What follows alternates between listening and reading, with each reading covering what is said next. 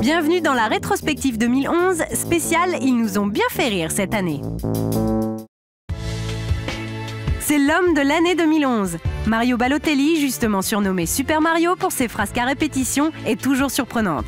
Pas une journée en cette année 2011 sans que l'attaquant italien qui évolue à Manchester City n'ait fait parler de lui.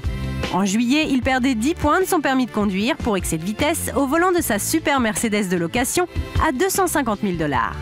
En novembre, il allumait chez lui des feux d'artifice et manquait y mettre le feu. Quelque temps avant, il faisait parler de lui avec son t-shirt de Calimero ou de Frimeur, Why Always Me, après avoir marqué 2 buts. Sans compter les rumeurs de tromperie avec une porn star, etc., etc. Pour toutes ces raisons et bien d'autres encore, spéciale dédicace à Super Mario.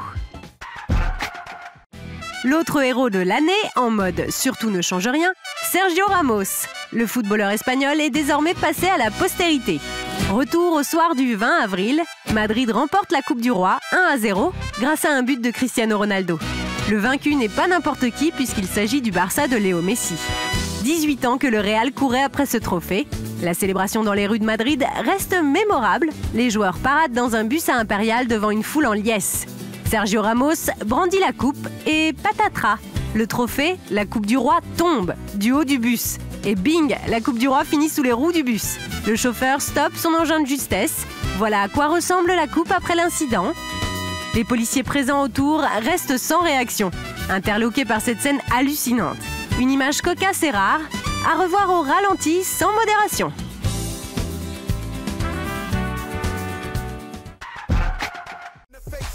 Le moins que l'on puisse dire, c'est que Ron Artest aura fait le show en 2011. L'intérieur des Lakers a d'abord commencé en affolant le web avec une photo que nous ne montrerons pas ici, puisqu'il s'agissait purement et simplement de son sexe. Le basketteur avait jugé bon de le montrer à une étudiante. Ensuite, il a fait savoir qu'il changeait de nom. Désormais converti au bouddhisme et à la spiritualité, Ron se fait désormais appeler Meta World Peace, qui signifie gentillesse et amour envers tout le monde. Enfin, en décembre, pas tout à fait devenu sage, il a décidé de défier Jordan himself. Dans le but, il est vrai louable, de mettre un terme au lockout. Son idée, affronter la légende du basket, également propriétaire des Charlotte Bobcats, lors d'un 1 contre 1. Il aurait pu s'arrêter là? Eh bien non. Ron, aka Meta World Peace, s'est fendu de nombreux tweets pour préciser qu'il battrait Jordan les yeux fermés. Rappelons que Ron Artest a aussi défié Nelly au chant et Usher en danse pour arrêter le lockout. La bonne nouvelle, c'est que le lockout est terminé. Meta World Peace pourra sans doute arrêter de parler pour jouer au basket en 2012. Autre basketteur qui nous aura bien fait rire cette année, Delonte West. Un rire teinté d'admiration, il est vrai. Pendant le lockout, décidément prétexte à toutes les excentricités, Delonte West a mis sa fierté de côté pour enfiler le bleu de chauffe. Il est tout simplement parti travailler pour 10 $ de l'heure dans un magasin de bricolage. Un retour sur terre qui aurait fait le plus grand bien à n'importe quel joueur NBA. À moins que ce ne soit au magasin de bricolage. Sacré Messi. On le pensait sage comme une image. Pourtant, le génie argentin nous a bien fait rigoler en juillet. Lors de vacances en Argentine, l'attaquant du Barça a profité de l'ambiance des soirées endiablées de Buenos Aires. Libre depuis janvier 2011, Léo aurait été vu en soirée très proche de Xoana González, une vedette argentine de télé-réalité, et ce après avoir tenté sa chance avec d'autres filles.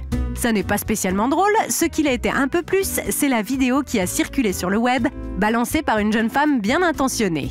En avril 2011, le mannequin Sabrina Ravelli, ex du footballeur argentin Nery Cardozo, a décidé de faire savoir au monde entier que Messi l'a harcelée avec ses messages sur MSN. C'est pas beau de rapporter Sabrina. Un coup de chapeau à Manny Pacquiao qui est un grand champion de boxe comme il l'a encore prouvé le 12 novembre en conservant son titre de Super Walter face à Juan Manuel Marquez. Mais Manny, boxeur / politicien, est aussi un chanteur passionné. Et on se dit qu'il a quand même bien fait de choisir les gants plutôt que le micro pour nourrir sa famille. Parce que sur scène, c'est pas toujours tip-top.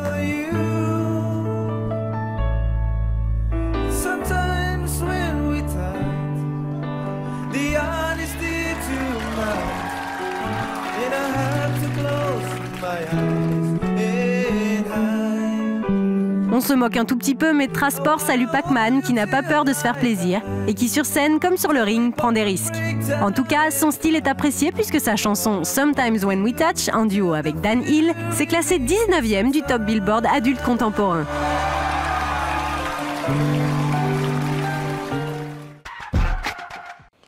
Salut, c'est Alou Diarra, joueur de l'équipe de France. Retrouvez-moi sur Trace Sport.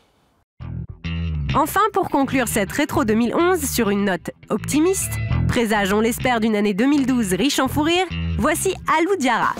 Le footballeur français qui évolue à Marseille faisait la promotion de Team 5, le complexe de foot en salle qu'il a lancé. Et c'est avec beaucoup d'implication qu'il a assuré le job. Sauf qu'à la fin, le milieu de terrain marseillais a voulu joindre le geste à la parole. Et là...